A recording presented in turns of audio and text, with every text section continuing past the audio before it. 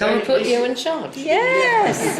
Make it dead simple. The issue I have with nationalising the banks is you've got this, again, this conflict of interest. Like, what is government going to do? And if you're running 8 or so different banks, how do you get competition? How do you get kind of new products coming along? How do you get them offering accounts people want? How do you get, like, say mobile banking comes along? Why is the government going to want to offer mobile banking? Why should banks be in competition? Do you know what I mean? It's a particular service that everybody needs. It's not like Marks and Spencer's, Littlewoods or something else. You know, it's just one thing that they're doing, money. Globalisation. The reason I think that banks is something that you can have a clear choice. It should be fairly obvious what each bank does. And I'll come on to like what positive money suggests, and maybe I'll give you another idea about why I think it's still okay to have them as separate kind of private institutions. Okay. I'm not totally against the banks being nationalised. It's all about how you do it. Okay, because again, it's all about incentives. Who's doing what? Who's incentivised to do what? What do you want to say? I just want to say, just a couple of points on the nationalising. The problem is, we've nationalised the banks, but they're still making losses. So the problem is there is no profit to be shared out to the taxpayer at the moment. We're actually subsidising those losses. So, and this is going to go on for quite a while until we actually sell those shares back up, which is not going to happen anytime soon, as far as I can see. And second of all, the nationalising of the banks is not really what we're proposing to do. It's more nationalising the money supply, which is a totally different thing.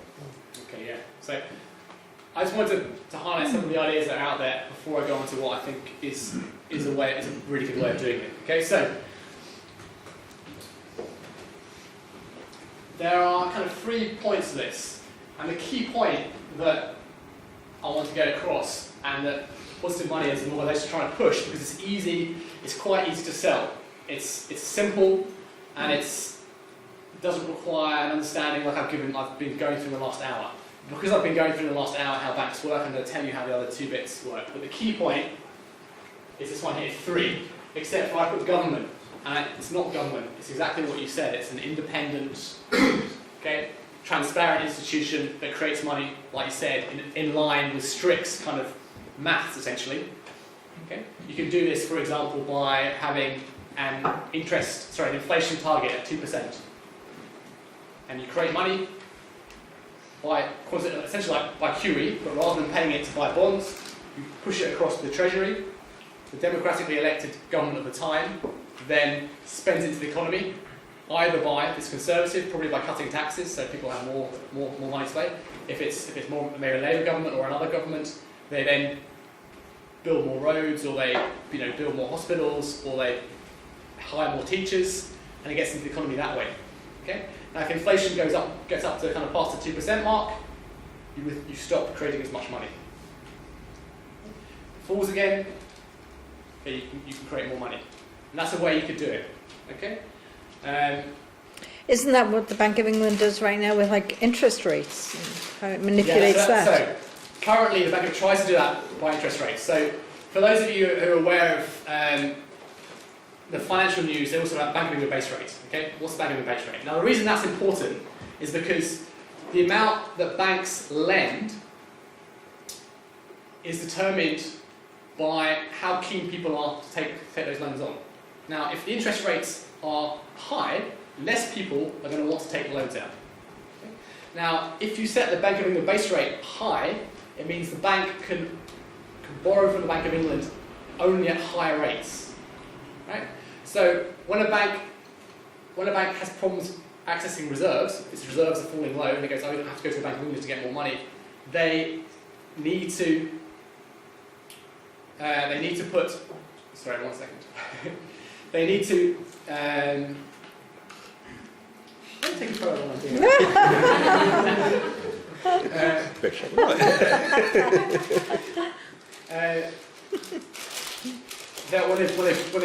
when they go to the bank to borrow money, they have to borrow at higher rates. Okay, so they're going to put their rates of interest up.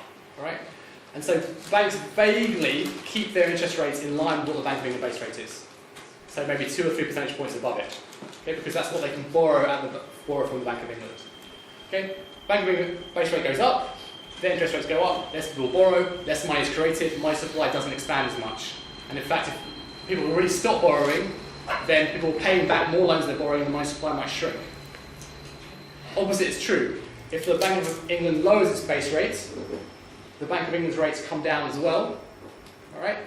It's cheap money now. It's only 2% or something, or 3% to borrow. More people borrow money. More money is created. Money supply expands. All right? That's basically how it works. Except for it doesn't really work because banks have enough reserves and they rarely ever borrow from the Bank of England, and they just do pretty much what they want. So that's how we currently try to control the money supply, but it doesn't really work like that. Okay. But that's the logic I've explained. That's the logic of how it works. And how do your first two points relate to building societies? Is this a little bit like a building society? I'll be honest, I'm not The vast majority sure on of the exact technicalities. building societies seem to be mutual. In other words, they would only, generally speaking, lend out what they had, or very small multiples thereof. Over the last sort of 40 years, they've been demutualised, and they're now private limited companies, the same as banks, basically. So that they don't have the same set of rules that they used to have. They might still be called building societies, but they're not as they were many years ago. It depends. Listen, do they have a banking license? If they have a banking license, they can create money because they can do these accounting tricks. If you're not registered as a bank, then you can't do these same tricks, essentially. Or if you do them, you have to go through a bank. Owned by the bigger banks anyway. Yeah, okay. Right, so full reserve banking. We talked about fractional reserve banking earlier. That's where you have a fraction of what you say you have as a bank in cash and reserves. Full reserves means you have it like for like. Okay? So it's like the situation we talked about right at the very beginning, where you go in, you deposit money, and you get the receipt. Take the receipt back, and the money's there. And if everyone brings their receipts back at the same time, the money's there, which is not the case now. Okay? If we all of us now went to the same bank and took money out, they would struggle. Okay? There'd be problems. All right? So the two points here are making banks safe. Okay? And put in a situation where they can fail, because there's no one who comes to the bank and says, I had £50,000 deposited, where's it gone? And it's not there to pick up, and the government has to step in and bail out. That situation doesn't arise because that money is always there. Okay, that's what's meant by full reserve banking. Okay, so there's no failing. If a bank doesn't perform well, then you sell its assets and you pay off the people who bought the depositors first, and the shareholders come last. Okay, which is different from the current situation. So as a result, banks can only lend money they have. Okay, and that happens separately. Okay? So there'd be two accounts. I'll go on to that. You'd have your transaction account, which is the full reserve thing, where you have money goes in and it stays in, and when you want to take it out, it comes out. And if everyone goes in at the same time and takes out all the money, that's fine because it's there to be taken out. Right? So you can't have a run in the bank. If you want to invest money, you put money in investment accounts. Now, there's already loads of alternatives if you want to invest money. There's all kinds of crowdfunding, there's kind of mutuals, there's all kinds of different things you can do if you want to invest money nowadays.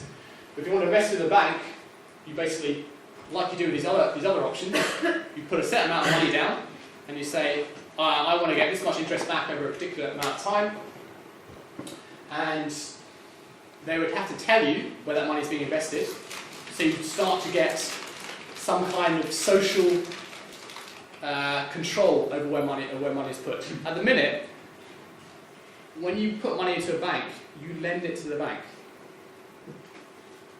Okay, it's their money, technically. Legally, it's their money. You have a claim on that money, but it's their money. They can do whatever they want with it, they don't have to tell you anything about it. So if HSBC is investing it in coal mining, as it does, is investing in keeping Mexican drug lords happy, as it does, or whatever else it might be doing, there's nothing, all you can do to have a say on that is to go in and take your money out. And it's just, but you can't tell them to do anything else. You can't instruct them to do it. Whereas if you have some kind of investment account where there'd be this group of money here is invested in, I don't know, let's say infrastructure. This here is going to be invested in agriculture. This is going to be invested in renewable energy. This is going to be invested. You'd be able to choose where you put your money. Have some kind of social accountability for where investment funds went. Yeah, so you're going to ask a question. At the moment, is the risk on that investment managed or regulated anyway? Okay, so what do you mean, for this proposal or for an actual... Currently. Currently what happens is banks, they have different, it depends on the account essentially. Some accounts they say this is risk-free, and essentially the money's insured. So there is a risk. There's always a risk with any investment, but the banks know that they can soak up that risk if it goes wrong. Okay? Or they go to a separate insurance firm and they pay a fee to have it insured. Okay? And if it does fail, then they've got the money for insurance. Or they hedge it and they have something where, say if a coal company goes down, one company, you have the money in the other coal company, the other company goes up. Or you have, you basically have money in different areas so you cover yourself. Okay? That's a huge part of investment banking, is that, it's hedging risk. In this situation, the risk is taken by the bank and the investor. Okay, so there's a chance you can lose all your money. Of course, you can insure this just like you can insure stuff. Nowadays, you just have to say, I've got an investment here, and you pay a yearly fee to insure it. Okay, and that would mean you get less interest, but your money will be safe. So there'll be options available to do that. The benefits of this would be, okay, you've got your financial stability. Okay, you've got no too big to fail. You don't need to have a deposit guarantee anymore, so the taxpayer doesn't have to insure the banks anymore. You get about 10 million annually for the Treasury to spend. Okay, that's extra kind of cash that you can pump straight into the economy. You gradually get lessening debt. Okay, so you've got what money is not created, no longer created as debt. It's created debt-free. Okay, it's basically magicked into existence and spent into the economy. Spent into existence rather than lent into existence. That's the key difference. As you keep doing this, you gradually decrease the amount of debt people hold. So over time, people start to hold less and less debt. People become less and less to hold to the banks, and people's disposable income goes up as they're paying less and less out to banks. But I thought you said less debt meant less money. Okay, it does in the current system, because virtually all money is created as debt in the current system. Here, we are creating money by spending it into the economy. Bank of England types in the computer, money appears on the computer screen. It's then transferred across to the Treasury to spend. It's then spent into existence. Just like I explained with the soldiers, okay? Right at the very end, we talk about the coins, okay?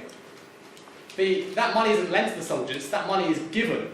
If you're a soldier, you're working to protect my kingdom and make sure that people aren't violent and that, whatever, you're controlling this area.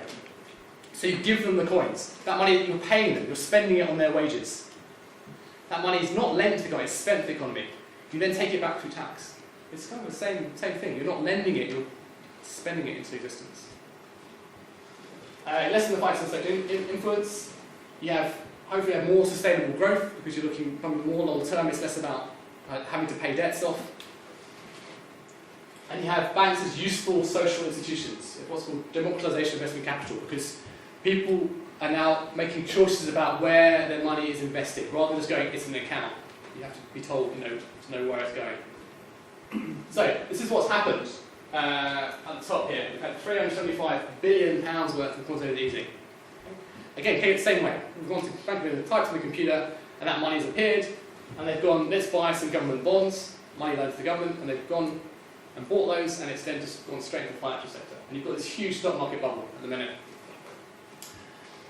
If you just create a tiny fraction of that, just 10 million, okay, and spend that money into the economy, because of the way you pay workers who would actually spend things that they would buy food, they buy clothes, they buy things they need, and you see money circulating in the local economy, you get a doubling or tripling of that effect in the local economy.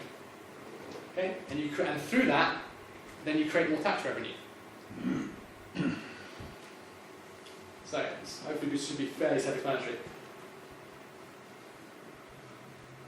We're trying to do this one on the left-hand side here, by encouraging houses to buy more. Okay. Again, it's that in the current system, if we want to have more money, we have to have more debt, hence Help to Buy. That's what the Help to Buy scheme is doing. It's getting more people to borrow. It's essentially a subsidy to the banks. It's helping the banks make more money from us. It's pushing house prices up, and it's not really helping us generally. Okay? Debt's increasing, or we could look at this alternative, okay, where we create money and spend it rather than lend it into the economy. Right.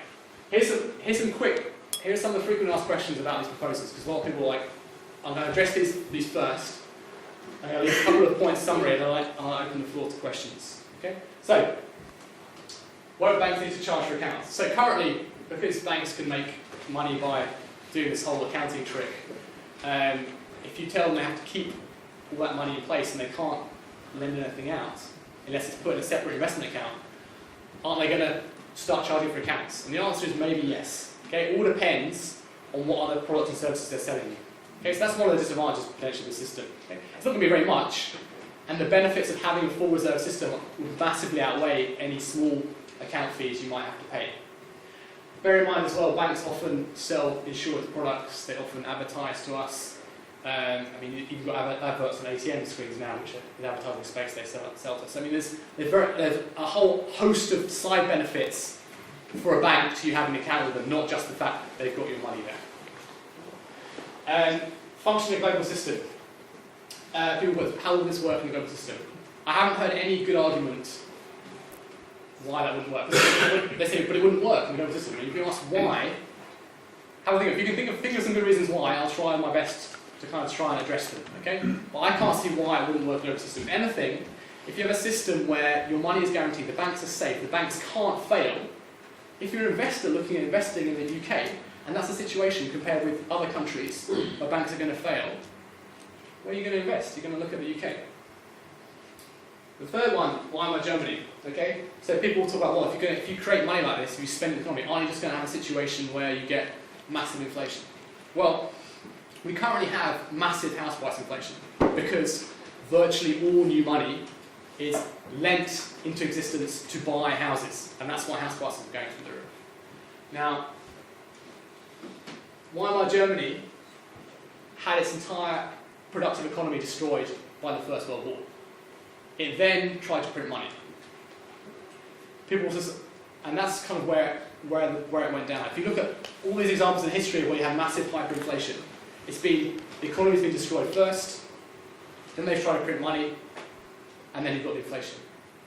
If you print money in the economy when you've got a stable economy, there's no reason why you get hyperinflation. Yeah. There's one alternative view of Weimar Germany in the 20s, in that the politicians were not in charge of the financial arrangements. Okay. They were international bankers, if you like, who were pulling all of the strings. The strings. Okay. Okay. So there's other issues there. Okay. And similar with Zimbabwe as well. Okay. You've got a situation where the productive capacity of the economy is going to be completely destroyed, and then they start printing money, and you get hyperinflation. I mean, we've printed 375 billion already, and inflation is falling. So, I mean, it's only when the economy is being destroyed and you print money do you get this problem with hyperinflation. So that addresses that issue. So, our money system is broken, essentially. It's a major contributing factor to our social ills and a barrier to their resolution. Right. I want to touch on TTIP very briefly, because if you don't know about this, you should do. There's an agreement being negotiated at the moment. It's been negotiated for over a year now. It's called the Transatlantic Trade and Investment Partnership. Oh, yeah. And it's the largest trade deal in history. It dwarfs anything done before it. It's between the US and the EU. And essentially there's two key elements to it. One is called regulatory, get the right word here, cooperation, which basically means setting standards the same between the US and the EU. So there's various products. For example, the US does this thing where they cover their chicken in chlorine, which we don't do in the EU because we don't think it's particularly pleasant. So, and that's something where the EU would like to have, the US would like to have that standard dropped so they can sell their chicken to us. There's issues with genetically modified foods. So Monsanto is a huge corporation that is pushing very heavily to get their products into the EU market. But because of our food regulations, which we put in for good reasons, such as the fact the safety reasons, and the fact that people don't want to eat genetically modified crops, and they also don't like the other socially detrimental aspects of having patents on food, on food genes. We've stopped that happening coming in, but again, that's something that they're trying to push in. From the UK and Europe's point of view, we've got the financial sector in the UK pushing very heavily to have regulations lower to the level they are in this country, because in the US they're actually slightly higher, believe it or not. And they want regulations pushed down there so they can sell their financial products to the US. So there's a whole host of issues there. There's all this thing about, there's something called the Buy American law, which allows people in the US to buy products that are local. Just like if you're, for example, a local hospital, you might want to buy locally sourced food, or you might want to buy locally sourced products. That's going to become illegal in this kind of treaty. That's one element. Okay? The other element to it is something called Investor-State Dispute Settlements, ISDS. And this is essentially to resolve disputes when a company tries to do business in the UK or in France or wherever it is, and they come across a law that affects their profits. Because they have invested in that country, they feel they have a right to those profits. It was initially put forward because people would invest, for example, in a mine someplace, and the government would then nationalise the mine and they'd lose everything. So they tried to write in these trade agreements so that if that happened, they could go to some independent tribunal and get money back to compensate for it. This is being written into the TTIP, so that if any regulation is passed that affects a company's profits, they can take that country to court. Except for it's not a court, it's an independent arbitration panel with 3 of 24 international lawyers. One chosen by the country, one chosen by the corporation, and one chosen by those 2 lawyers. And they decide in secret and make a decision and publish it. And it's in secret because there's no reason for them to publish it. I mean, that's just how it's set up. It's how it's arranged. There's no obligation of disclosure. There's no obligation of disclosure, no. Absolutely not. So this is then enforced because if the country doesn't pay, say you've put this law in place that means you can't sell tobacco to 16-year-olds anymore. No, it's now 18 to smoke. Okay, so we're going to sue you. Right? We reckon that's cost us 40 billion. So, the tribunal looks at that and goes, yes, it's cost them 40 billion. UK, you have to pay 40 billion to Philip Morris. Okay? They're real cases. You can go and have a look at this. There's loads of real cases. They did it in Australia, sued the Australian government. Yeah. It's also mirrored by the TTP agreements of Trans-Pacific. Yeah, so there's also TISA as well. There's a few of these agreements going on. Anyway, the long and the short is, if this goes through, it may also make it very difficult to change the money system the way it is. Because if you change it, there will be lots of financial companies coming and going, look, you've changed the law, we can't profit, you've affected our profits. Okay, so it's important this doesn't go through because this will cement, or potentially cement, this broken system in place. Is this sort of significant for all of these emerging countries that are changing their governments, overthrowing governments that America has made agreements with, and then, they set up an independence like Venezuela did with the oil and stuff?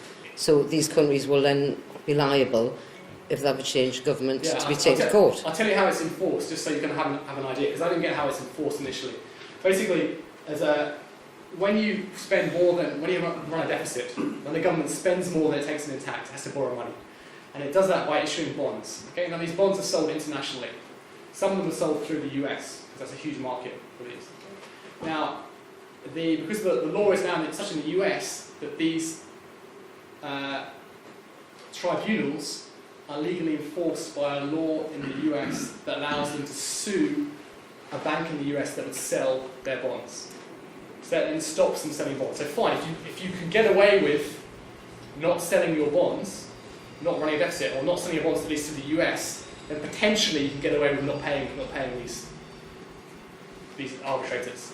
But if you want to keep selling your bonds, you want to keep running, then you're going to have to pay up. Otherwise, there's no chance of you borrowing any money.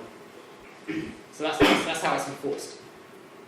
There are other ways as well. There's things to do, and there's other kind of things to do WTO and things like that. And this is Mr. Obama that's putting this forward. It's basically the Chamber of Commerce and the European. Is it also called the European Chamber of Commerce? It's the US Chamber of Commerce and it's the EU. I think it's the EU Chamber. I'm not sure. So this is Europe and America, not UK and America. It's a Europe-wide. America, but the UK is part of it. Right. Okay. And basically, I mean, it could be a whole lecture on its own because it's quite involved. Well, is this not ending up in the wrong place anyway? Because the rise in the economies of China and India could just bypass all of this. I mean, there are also separate Separate, agreements yeah. between the EU and different Asian countries as well. Isn't TTIP a free trade agreement? Yes. Isn't free trade a good idea? It depends who's trading. Okay, it depends on who. Who's Yeah, pulling the between strings? states and Like governments, colonialism. yes, but not when corporations are in control of the So free let me Yeah, okay, finish. let me address this, and I'm going to put the final page and then open up for questions. We'll do like one at a time rather than just everyone shout out. But okay, so take NAFTA as an example. Now, NAFTA is the North American Free Trade Agreement. It's between the US and Mexico, essentially. Okay. Now, what this said was we're going to get rid of all tariff barriers. We're going to free trade between US and Mexico. What it meant was subsidised corn and subsidised rice from the US and other subsidised products ended up in Mexico. Mexico's government can't afford to subsidise its farmers.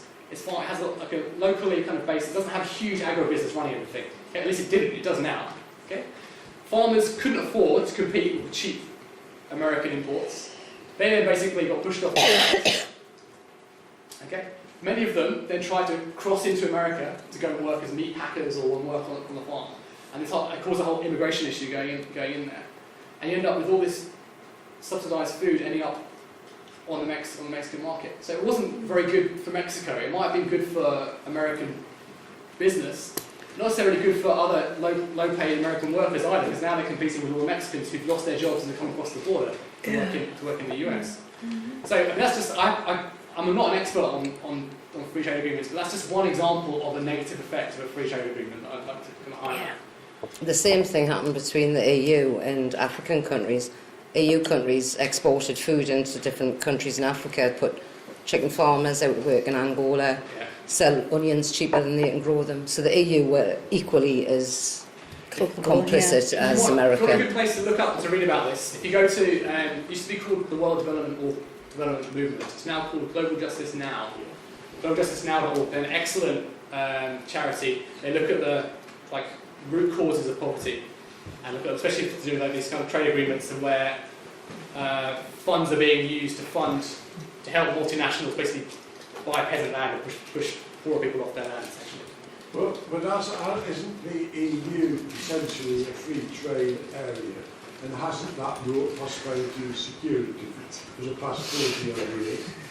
But the EU's lost a lot of its subsidies EU recently. countries are already stable and more than capable of holding their own. If you put two countries who are vastly different in their wealth together, they just can't. It's the same basic problem with Greece and Sweden, and why Sweden and Germany are absolutely fine but Greece is falling apart. You can't have these combinations of one very well. There's criteria before you come to the euro. It means you have to agree that, so that those things are dealt with. But trade is okay, it's when it becomes a trade agreement in the pursuit of profit. Profit, yeah. Trade agreements should be between nations, not international corporations overriding nations. Exactly. Right, anyway, we're going to stop there for a second. Take control back a little bit. I think that's good. No, I'm really annoyed. I'm not annoyed, I think it's good comments. So anyway, progress with this. So basically, I mentioned this earlier, there's been a debate. First debate in Parliament since 1844 on money creation, with some of the questions I posed have been posed in Parliament, which is fantastic. Okay, so there's at least somewhere to build on. Okay, unfortunately, press exposure is still rather poor, but it is getting better. There's been some articles, again, Telegraph, Guardian. There's a few gradually coming out. This is not a left or right wing issue. This is they've got support from people who understand this issue, support it, no matter whether they're Conservative or Labour or Green or whatever they are. Okay, there are examples of politicians from all sides, okay, supporting this movement. Loads more information at our website, which is excellent. Okay, and if there's something that's interests you, I'd plead that you go and speak to two other people. Just if everyone can tell two other people about this, okay, so then we can spread these kind of ideas quickly and have some interesting conversations about this. And also might test how well I've imparted this knowledge. And hopefully you've got kind of the basic concepts that I've put across. I really hope you have.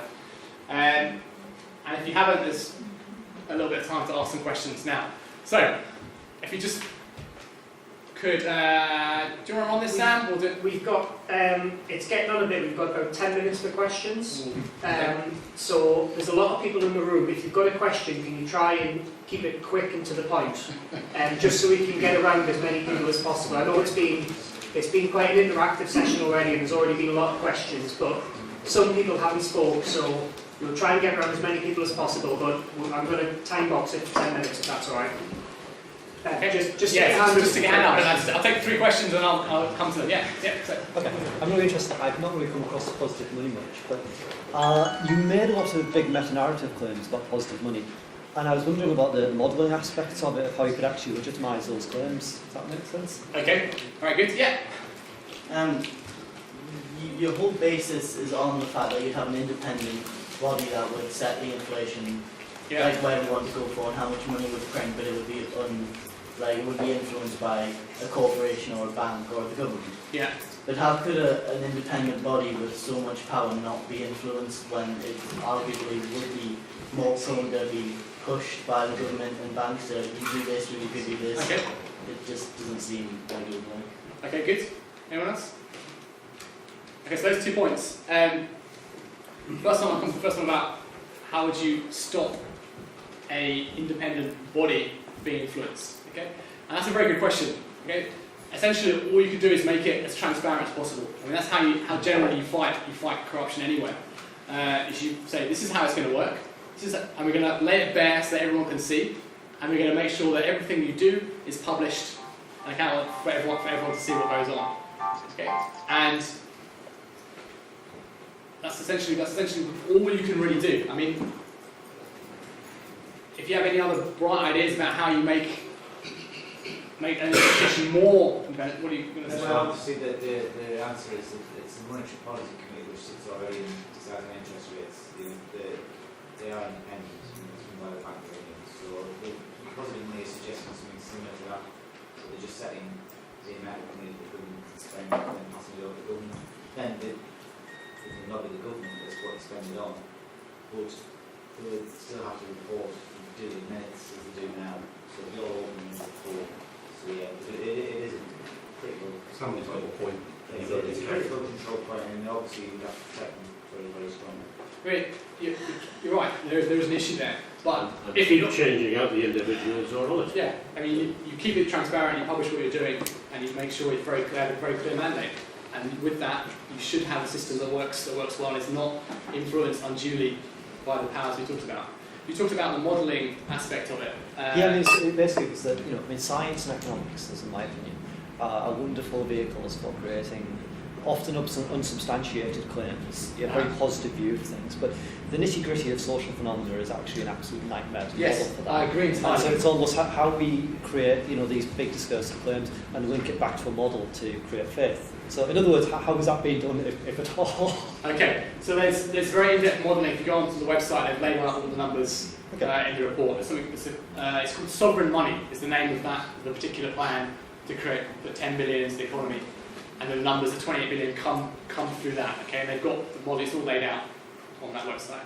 But, sorry, just very quickly, and has any of this actually been linked so far to physical reality, or is it purely just a modelling stage? Okay, so there may be some examples in history. I'm afraid I can't. Okay. I have to go back and do some reading and tell you. Maybe some of you guys do. If we move towards a system and therefore there's a limited amount of money and it's only allowed to grow by a certain amount, won't then the lending become chased after? And the people that end up getting the lending to do the investment, again, will be the same people who are lower risk, who've got more money, and it will stop people who don't already have wealth from ever gaining. Well, that's a question more of social mobility, and that's something that can be addressed separately. I mean, I'm not the guys from this organisation and myself. We're not, it's not a promise to fix everything with one magic bullet. Okay, it's a system. The money system is clearly broken. This is a very smart, well thought through way of fixing it. Now, when you fix it, like you say, you're still going to have people who have huge amounts of wealth and people who don't at the bottom. And you're going to get behaviour that's basically addressed, like you say, people who are going to lend to people who are a good risk. Life's not perfect, is it? Far better you address that by addressing social mobility, by doing things that people are trying to do. You know, looking at things like, okay, even from sure start centres to taxation, to looking at, are you going to have like a maximum wage? Are you going to have you're going to tax like land and assets that people have? Like, you know, there's all kinds of things you can do to address that, but that's a separate argument, a separate thing. I'll take you to I was just thinking it's quite an important sort of philosophical point about the whole thing is this all depends on the concept that the people in charge actually want us to be out of debt, which they don't. It's much easier to control us when we are afraid for our jobs, afraid for our lives, afraid for our homes, than it is to control us when we are debt-free. Yeah, very good. Yeah, great time. Yeah. I was going to say, you've got the two systems, the current system and the positive budget system side by side. And certainly the way you presented it seems like a no-brainer. Yeah. Why isn't it happening already? Okay, so the reason, I'll come to you in a second, okay? The reason it's not happening is because not enough people understand what's going on. Not enough people get it, essentially.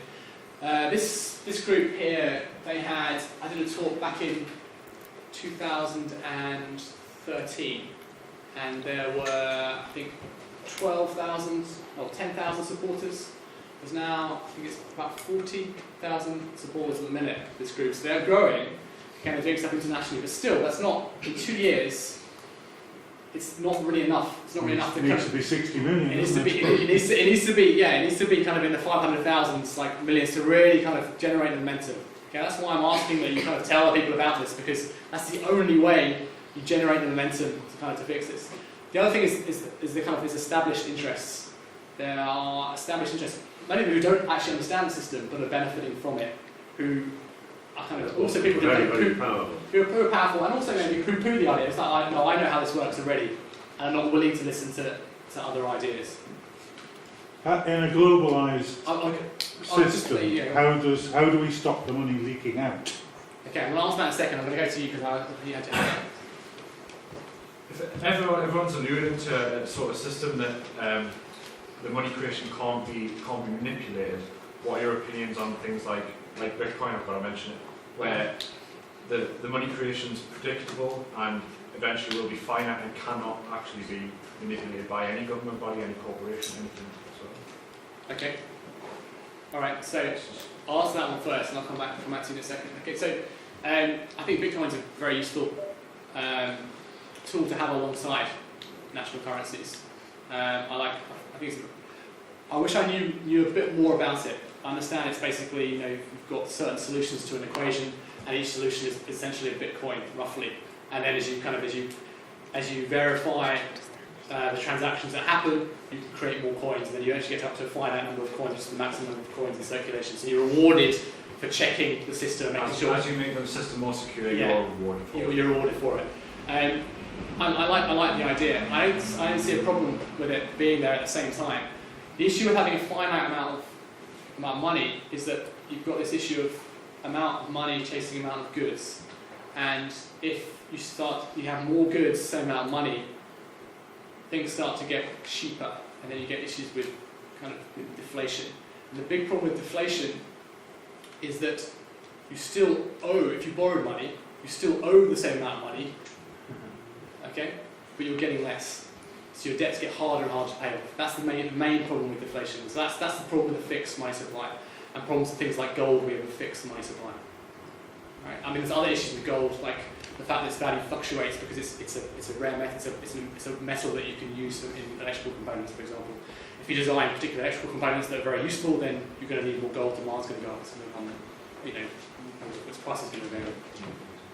Got time for one more question. I realise I haven't come back to you. Yes. Well, I'm still not clear what you're asking us to do. Is spread the word, get more people to. I mean, is this like a political campaign? You're trying to get the Greens to back it, or Labour, or SNP? The Greens already back it. All right. I mean, or should we also be creating a parallel universe? Should we all be taking our money out to the bank and putting it into an alternative bank? So if you want 3 things you can do. Okay, 3 things you can do. All right.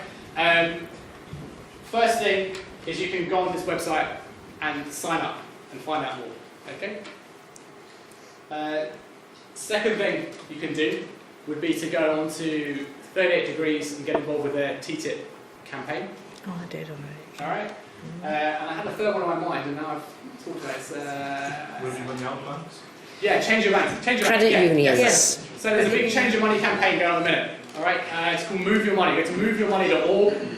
If you move your money out, I myself am still with HSBC despite keep needing to change my account. Okay. The reason was I never had any money in there, so I had a 1,500 overdraft, which was great, and so I didn't really have anything to kind of be investing into, so it never really bothered me. But now I'm actually working, got some cash. I'm switching across, and I'm going to move to the co-op. They actually have an ethical policy, although they're still a bank. They still do things, they still create money as debt. And also the fact that they're also owned by hedge fund managers. They're also owned by hedge fund managers. What about credit unions? So if you go on the Move Your Money website, you can see various institutions. There's a whole host of things. Now the other option, I haven't done it yet.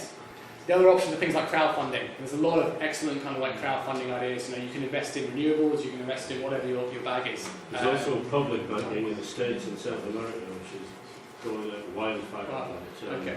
That's where individual states are looking after their own affairs and just creating public banks which individuals in the state can invest in. And the beauty of that is all of the interest that they lend out goes back to the state. So just type it in your website, publicbanking.org. Is that not what like the Yorkshire Bank and Leicester Bank and all the rest of them used to be, or is that something completely different? I'm sure a lot of those are also on, local banks are also on the Move Your Money website. Also you join the Positive Money local group. Okay, yeah, so there's a local group. I originally set this up about 4 or 5 years ago. We meet every Monday. Last Monday of each month. Yeah, last Monday of each month in the George.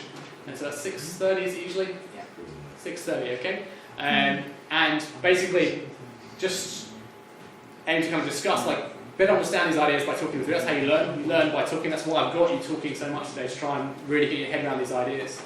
And also, we've organised a few events in the past. We haven't done so much recently, but we're getting involved in a few more things in the near future. So if you're interested in that, if you sign up on here, they'll add you to the email, and then we can.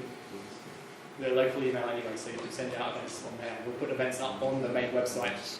You'll get an email telling you when there's a local event. Final point here. You asked about money leaking out of the economy. Okay, that happens all the time, and it's not an issue.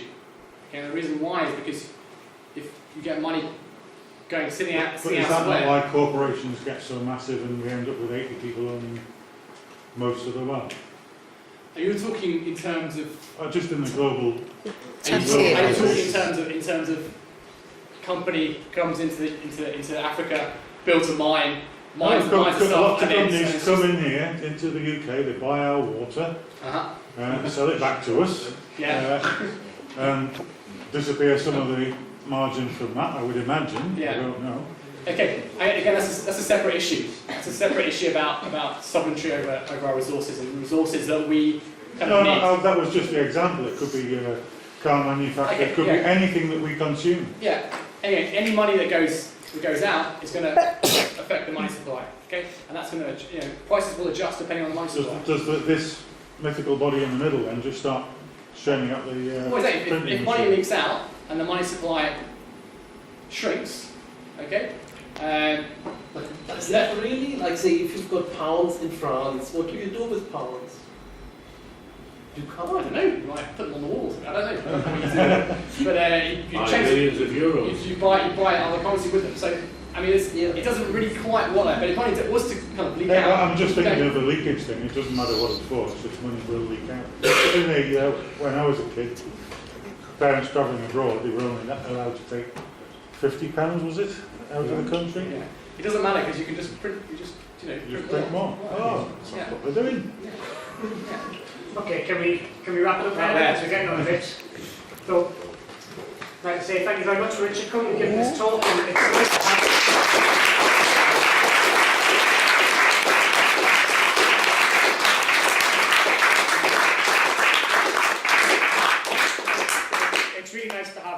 interactive session with you guys, a bit of back and forth rather than just the question and answers at the end.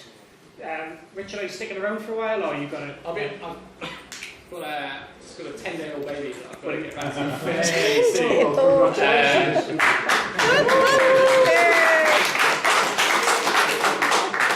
Richard's email address is up at the top there. If you also get in touch with Skeptics, we can put you in touch as well. I'll be around for about 20 minutes or so. Don't forget, we've got a little slip here with all of our upcoming events if you'd like to be informed. Otherwise, we've got all of our details on the web. And once again, I'd like to thank you for your donations so far, because that allows us to put on these events in the future. Thank you very much, guys. Have a good night.